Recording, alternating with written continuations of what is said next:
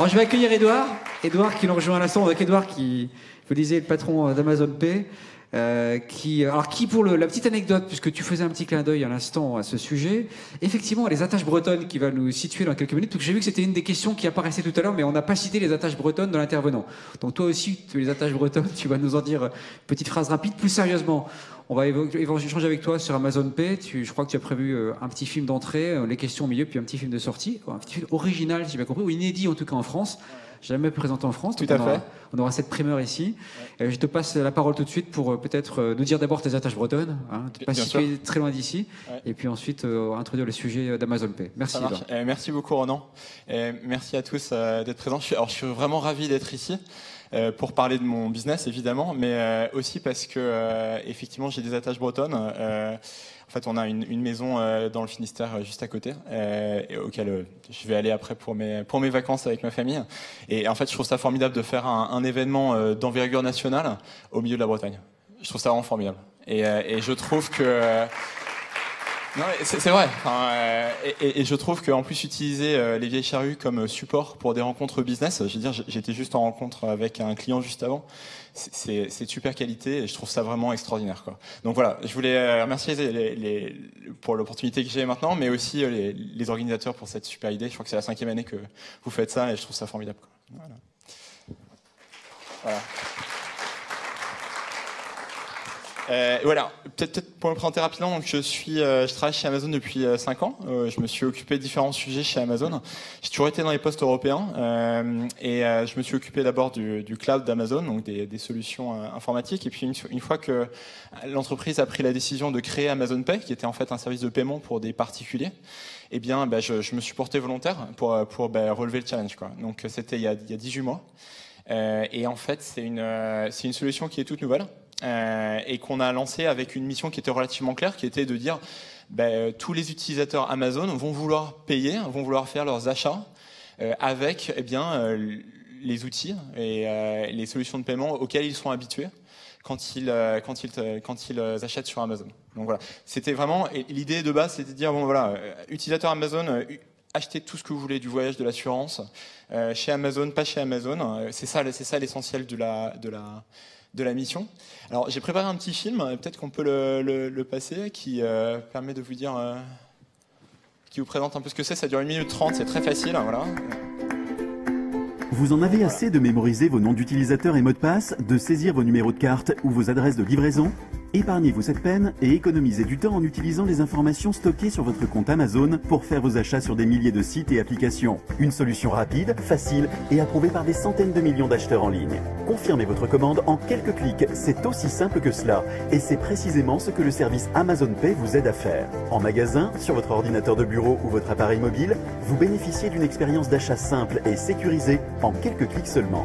Plus besoin de vous enregistrer et de mémoriser un autre nom d'utilisateur ou un autre mot de passe. Faites vos achats en toute confiance. Votre commande est protégée par la garantie A à Z, tout comme les achats réalisés sur le site d'Amazon.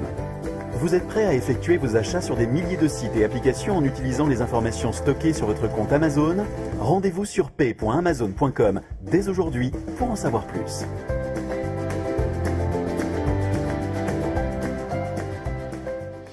Comme tout le monde n'est pas familier avec le produit, je trouvais que c'était bien de mettre cette première petite vidéo. Première question, peut-être quand on voit ça, je pense, ça a démarré comment, hein, la genèse du projet, c'est quoi comment ça démarre concrètement quand on lance un projet comme celui-là chez une grosse entreprise comme Amazon? Merci beaucoup pour la question, Ronan. Alors quand on a démarré ça, en fait, c'est un produit qui existe depuis 2009, excusez-moi, aux États-Unis. 2009 aux États-Unis. C'est l'audience bretonne qui m'intimide, excusez-moi. 2009 aux États-Unis. En fait, l'idée, c'est vraiment de dire, utilisateurs Amazon ont une certaine facilité, une certaine sécurité de paiement quand ils font leurs achats.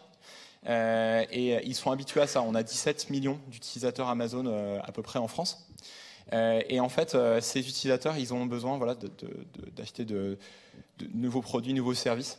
Donc, avec cette idée client en tête. Enfin, vraiment, on s'est focalisé là-dessus. On a essayé de développer un produit qui soit vraiment le mieux fait pour ces clients-là, quoi. Et donc ensuite, ça a démarré comme ça. Donc voilà, un produit qui était à peine fait pour la France, Italie et Espagne, dont je m'occupe. Et puis ensuite, après, on a parlé à des retailers et des clients potentiels. Et en fait, ce qui s'est passé, c'est qu'il y a eu une grosse accroche. Sur des entreprises qui ont des visées internationales. Et 2, pour les voyagistes. C'était les 2 catégories qui ont bien accroché avec nous. Et ce qu'on leur a apporté, en fait, c'est vraiment l'accès à cette base d'utilisateurs internationale, à ces utilisateurs et clients Internet qui dépensent en fait plus que d'autres clients. Voilà un peu comment ça a démarré. Actuellement, voilà, on a à peu près, je pense, 38 millions d'utilisateurs dans le monde. Et en France, je ne peux pas tellement communiquer sur les données. Et c'est quoi les progrès, les progressions, sans donner de chiffres précis? Ouais. Si on analyse en termes de progression, comment on voit que ça se diffuse? Alors, nous, on suit évidemment le nombre de marchands qui travaillent avec nous et aussi le nombre d'utilisateurs qui travaillent avec nous. Alors, c'est pas des données sur lesquelles je peux communiquer là maintenant. Donc, on a à peu près 38 millions d'utilisateurs. 50% sont des utilisateurs Prime, ce qui est vrai aussi en France, par ailleurs. Après, au-delà de la quantité, c'est la qualité qui m'importe. C'est-à-dire qu'en fait, on travaille avec Kiabi, avec But, avec Vueling, avec un grand nombre d'opérateurs de voyage et d'avionneurs dans toute l'Europe. Ça a beaucoup pris, notamment voilà, avec des marchands qui cherchent à s'internationaliser, avec qui vraiment on leur donne cette capacité-là. Alors, ce qui est marrant avec Vueling, on avait regardé les datas encore récemment. Donc, le panier d'achat, il est beaucoup plus élevé avec les clients Amazon qu'avec le reste. Donc, ça, c'était une chose qui était intéressante. Et ensuite, 60% des clients qui utilisent Amazon Pay, c'est des clients internationaux, donc américains, allemands et ainsi de suite, quoi. Donc, bon levier d'internationalisation, quoi. D'accord. C'est un sujet, les paiements, on en parlait tout à l'heure dans un autre registre avec Litchi sur les cagnottes et Alix. Les paiements, c'est un sujet, il y a beaucoup d'effervescence en ce moment, il y a beaucoup de choses qui se passent sur ce marché. Si tu devais essayer de tracer les quelques lignes des traits distinctifs finalement d'Amazon Pay par rapport à ses principaux concurrents, ou les concurrents, parce qu'ils sont nombreux comme aujourd'hui, tu dirais quoi pour vraiment dire, voilà, ça c'est vraiment des vraies clés, facteurs clés de succès, de différenciation par rapport au reste du marché? Eh bien, je dirais que c'est un marché qui est ouvert, pour commencer, et que c'est un marché dans lequel on se distingue à cause en fait de la très grande base d'utilisateurs que nous avons. C'est-à-dire qu'en fait, quand on a 17 millions d'utilisateurs en France, voilà, c'est une très très grande base d'utilisateurs, et ces utilisateurs, c'est des utilisateurs qui achètent sur tous les sites français, européens. On a des clients, j'ai un client à Morlaix, Braise Modélisme par exemple, et on lui donne accès à cette base de clients-ci par exemple. Donc ça c'est la première chose qui distingue. Après, la deuxième chose qui nous distingue, c'est que nous, ce qui nous intéresse en fait, c'est faciliter la vie de l'utilisateur de façon sûre et commode, mais aussi dans les différents canaux de shopping que l'utilisateur peut avoir. Donc c'est en ligne, c'est ce que vous avez vu là avec un mobile dans le browser, mais c'est aussi de plus en plus en magasin. On a fait en fait plusieurs expériences qui ont très bien marché aux États-Unis et en Allemagne, et de plus en plus par la voix en fait. Et alors, pour le coup, peut-être une question avant que tu passes le film. Je crois que tu as un film intéressant de passer qui peut-être parle encore plus que de longs discours. Ouais. Mais pour venir sur le côté innovation, on imagine que des solutions comme celle-là, quand elles naissent chez Amazon, elles sont diffusées dans une version initiale, elles évoluent progressivement. Il y a sans doute peut-être encore de l'innovation à venir. C'est quoi les éléments de roadmap que tu peux nous évoquer sans trahir de secret de fabrication? Ouais. En fait, je pense qu'actuellement, il y a une grosse opportunité sur la voix. C'est-à-dire que vous connaissez ça avec les assistants vocaux. Donc ça, c'est un sujet qui occupe beaucoup chez Amazon. Peut-être qu'on peut montrer, j'ai un petit diapo sur le sujet avec quelques datas. Donc actuellement, il y a voilà, des assistants voix. Voilà, il y a quelques datas. On a vendu des dizaines de millions d'assistants éco. Vous savez, qui sont les petits assistants qui prennent la voix. Il y a des dizaines de millions de ce qu'on appelle de devices au-delà des échos qui marchent avec Alexa. Donc ça, c'est une opportunité qui est gigantesque à l'heure actuelle. Toute proportion gardée, c'est à peu près pareil que le mobile il y a 10 ans, quoi. À peu près. Et alors, ce que je voulais vous montrer, ça se passe pas en France, par exemple. Ça se passe en Royaume-Uni. Actuellement, on est capable de faire du paiement par la voix. Donc ça, c'est une première française que je voulais réserver pour cette audience. Et on est capable de faire du paiement par la voix. Est-ce que si tu peux aller sur la prochaine diapo, voilà, et t'appuies sur le bouton avec le petit... voilà, ici. Alexa, ask Virgin Trains to book a ticket from London Euston to Birmingham New Street on the 7th of July at 11 a.m. I'll reserve you a seat once we've confirmed your booking. The cost is £16. Would you like to buy this ticket? Yes. Thank you for booking your ticket. Amazon Pay will be used to send £16 to Virgin Trains. Your ticket and seat reservation will be emailed to you within the next 5 minutes. We have sent your booking reference to your Alexa app. Alors, donc ça, c'est la première fois qu'on le montre en France. Ça se passe en Angleterre, donc ça se passe pas en France. À l'heure actuelle, je peux pas vous donner de date pour quand est-ce que ça se passera en France. On a fait ça avec Virgin Trains. Il y a eu aussi toute une campagne avec Charles Branson qui était très bien faite là-dessus. Et en fait, ce qui s'est passé, c'est que la personne, c'est réel, hein, c'est pas faux, hein, c'est réel. Ça, c'est un cas réel, ce qu'on a entendu là. C'est un cas réel, ouais. D'accord.